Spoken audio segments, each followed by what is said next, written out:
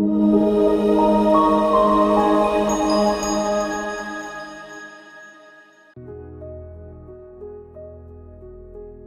woman born into the kind of poverty that gnaws at your bones, the kind that makes you wonder if dreams are even allowed.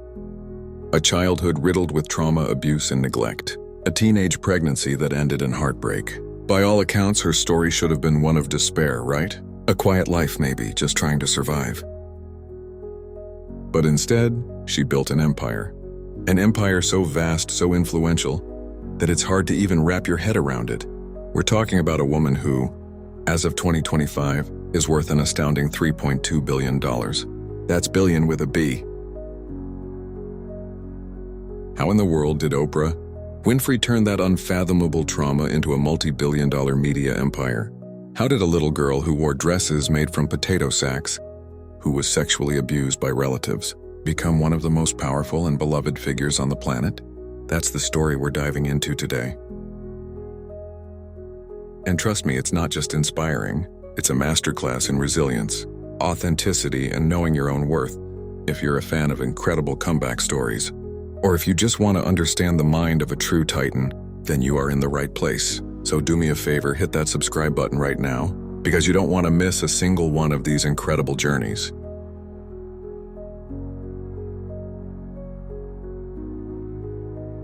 Let's go back to the very beginning. January 29th, 1954, a small rural town in Mississippi called Kosciuszko. That's where Oprah Gail Winfrey entered the world. Not as an Oprah, actually. Her birth certificate mistakenly listed her name as Orpah, after a biblical figure. Can you imagine? Even her name got a twist from the start. Her mother, Vernita Lee, was an unwed teenager. Her father was a soldier. This was not a picture of stability or privilege. She spent her earliest years living with her grandmother on a farm.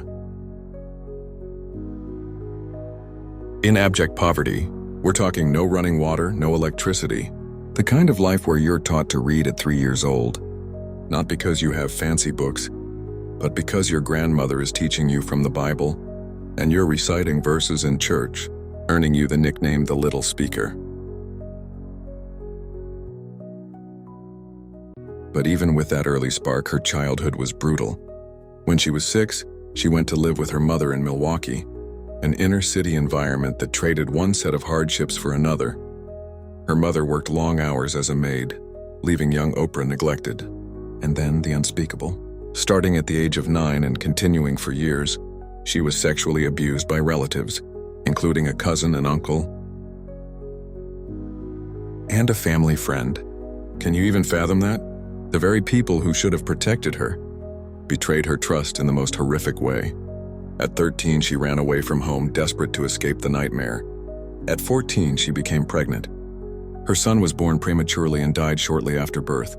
This was a child, still a child herself, experiencing profound loss and betrayal. The sheer weight of that early life.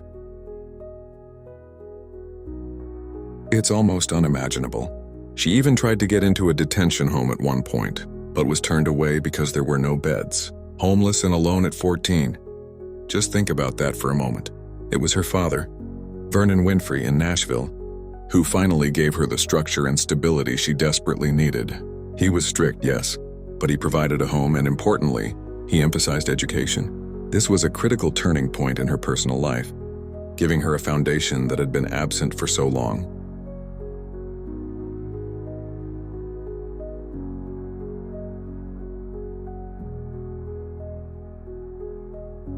Now you might think, given that background, that Oprah would shy away from the public eye.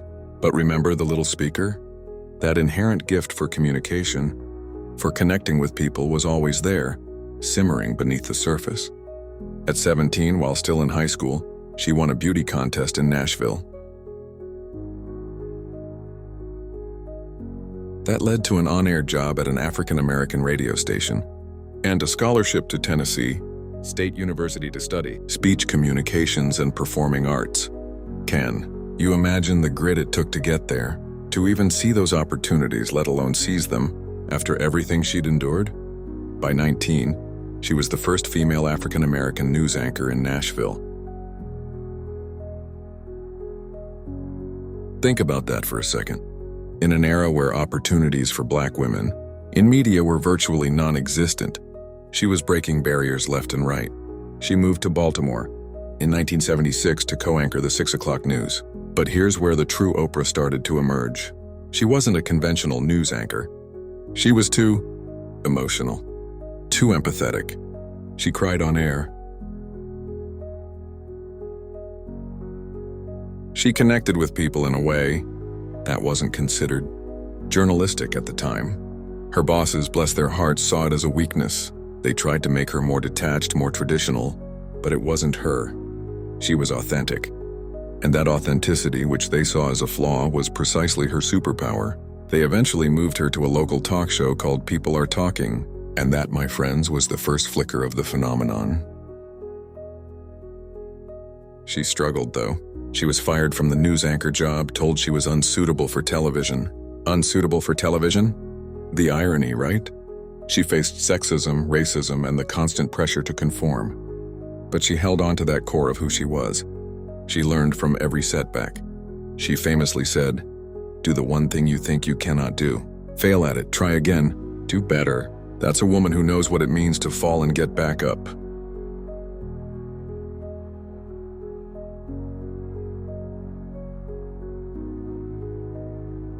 So here's where things really shift. It's 1984. Oprah is offered a gig in Chicago. The show, Am Chicago. It was a struggling local talk show, in last place against the mighty Phil Donahue, who was the king of daytime television. Her friends, her colleagues, probably thought she was crazy. Why leave a steady, albeit creatively restrictive job for a losing battle? But Oprah had a gut feeling.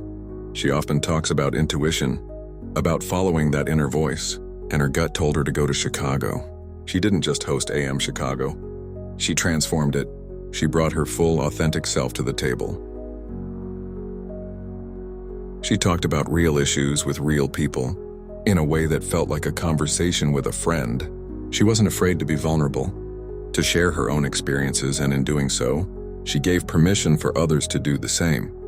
She cultivated a sense of community, a feeling of, we're all in this together. And it exploded. Less than a year later, AM Chicago was renamed The Oprah Winfrey Show. Think about that. From last place to her name in the title in under a year. This wasn't just a TV show. It was a movement. By 1986, it was syndicated nationally, and soon after, it was broadcast to over 100 countries. She displaced Donahue as the #1 daytime talk show. This was her undeniable breakthrough moment. But here's the really smart part, the business genius that cemented her empire. When her show went national, Oprah made a critical decision. She negotiated for ownership rights to the program. She didn't just want a paycheck. She wanted a piece of the pie. She started her own production company. Harpo Productions, Oprah spelled backward. That single brilliant decision, fueled by an understanding of her own value and the power of her brand, laid the groundwork for everything that came next. She wasn't just a personality. She became a proprietor.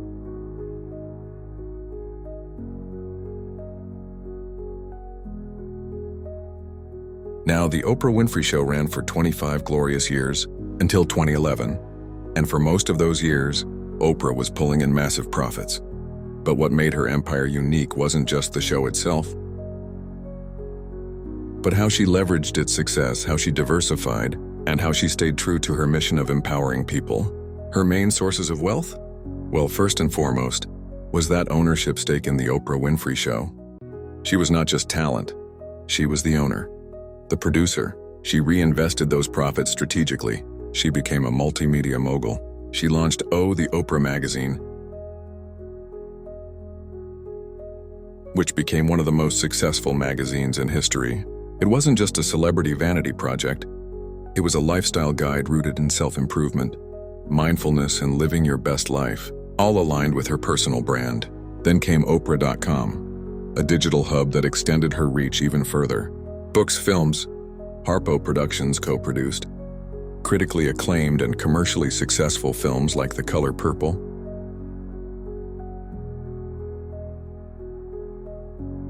Beloved, and Selma.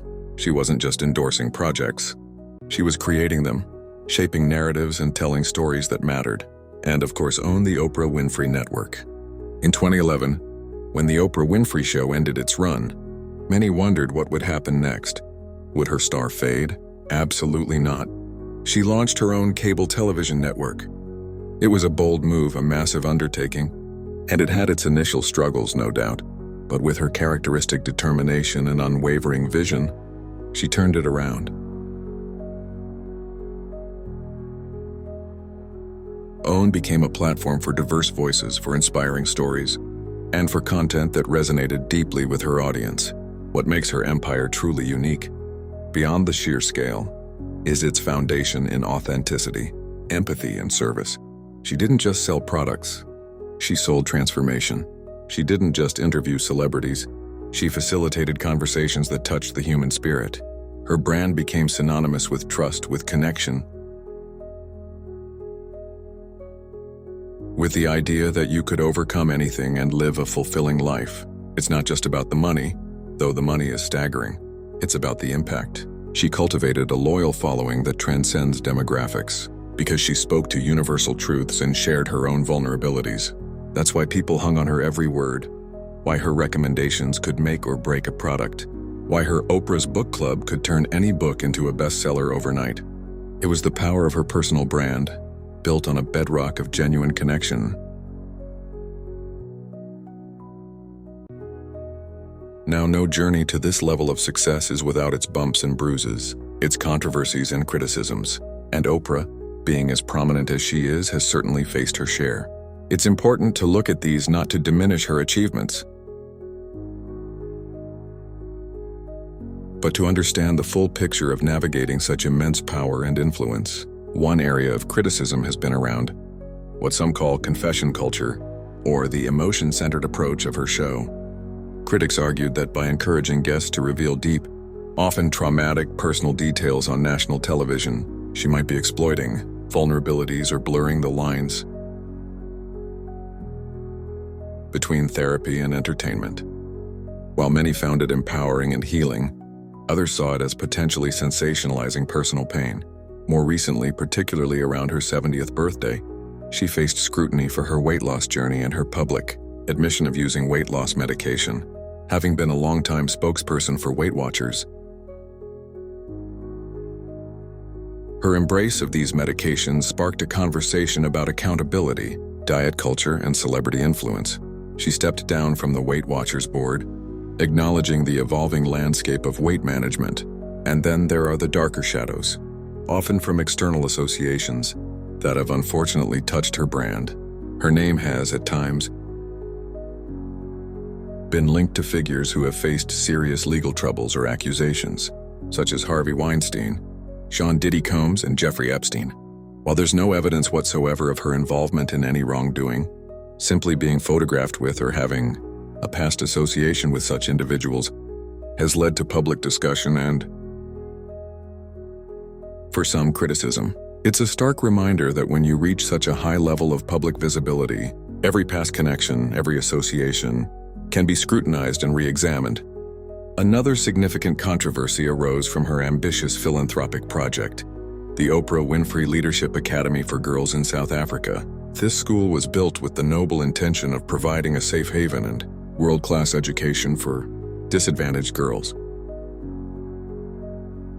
However, it faced deeply troubling accusations of abuse and assault by a dormitory matron in 2007, while Oprah took swift and decisive action, personally visiting the school and ensuring the alleged perpetrator was arrested.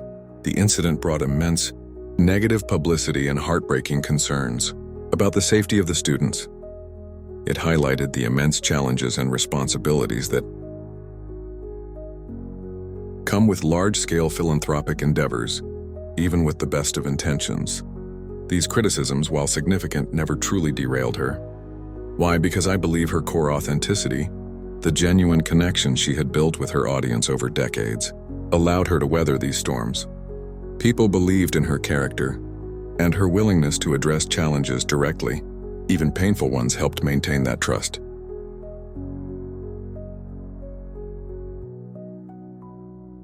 So what can we, as aspiring business leaders, storytellers, or just people trying to navigate life, learn from Oprah Winfrey's incredible journey? A lot, actually.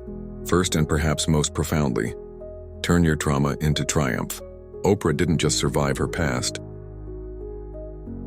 She integrated it into her purpose. She used her experiences with abuse, poverty, and neglect to fuel her empathy, to understand the struggles of others, and to create a platform where people felt seen and heard. She transformed personal pain into universal connection. That's a powerful lesson for anyone facing adversity. Your struggles can become your greatest strengths. Second, authenticity is your superpower. In a world that constantly pushes us to conform, to put on a facade, Oprah proved that being relentlessly, unapologetically yourself is the most powerful differentiator. Her unsuitability for news became the very reason for her unparalleled success in talk television. When you're true to yourself, people feel it, and they trust it. Third, know your worth and own your power. That decision to negotiate for ownership of her show? Pure genius. She understood that her unique talent and connection to an audience had tangible value, and she fought for her rightful share. For anyone building a brand or a business, this is crucial. Don't just be an employee. Be an owner, a partner, an equity holder when possible. Understand the value you bring to the table and demand your worth. Fourth, empathy and connection are currency. Oprah didn't just entertain, she connected. She made her audience feel like they were part of her extended family. In business, especially in a world that often feels transactional, remembering the human element, building genuine relationships, and truly listening to your customers or clients can be your most valuable asset. And finally, purpose beyond profit. While she built a multi-billion-dollar empire, it was never just about the money for Oprah. It was about using her platform to uplift, to inspire, to educate, to empower. Her philanthropy, her focus on self-improvement, her championing of literacy and education, these weren't just add-ons. They were integral to her brand and her mission. When your business has a deeper purpose, it resonates more profoundly and builds a legacy that lasts far beyond financial statements. She often says, "The more you praise and celebrate your life, the more there is in life to celebrate." And passion is energy. Feel the power that comes from focusing on what excites you. These aren't just feel-good quotes. They're the embodiment of how she built her life and her empire.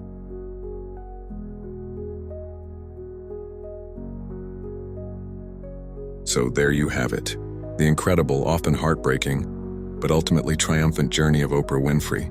From a dirt-poor childhood marked by trauma to an almost unimaginable $3.2 billion media empire, her story isn't just a rags-to-riches tale. It's a testament to the power of resilience, the strength of the human spirit, and the transformative potential of authentic connection. She built her world not just on smart business decisions, but on the raw courage to share her vulnerability, to listen intently, and to believe in the boundless potential of every individual. She taught us that our wounds, if processed and understood, can become the wellspring of our greatest purpose. She redefined what it meant to be powerful, showing us that true power lies not in domination, but in upliftment. Think about that for a moment. This woman, who at 14 was pregnant and homeless, became the first Black female billionaire, a global icon, a force for good. She proved that you can absolutely turn your greatest trauma into your greatest triumph. What part of Oprah's story resonates most with you? What lesson are you taking away from her remarkable life? I'd love to hear your thoughts in the comments below. Thank you for joining me on this deep dive into one of the most compelling stories of our time.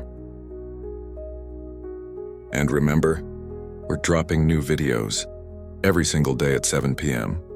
So make sure you've hit that subscribe button, turn on notifications, and I'll see you tomorrow with another powerful story. Until then, go out there and live your best life just like Oprah teaches.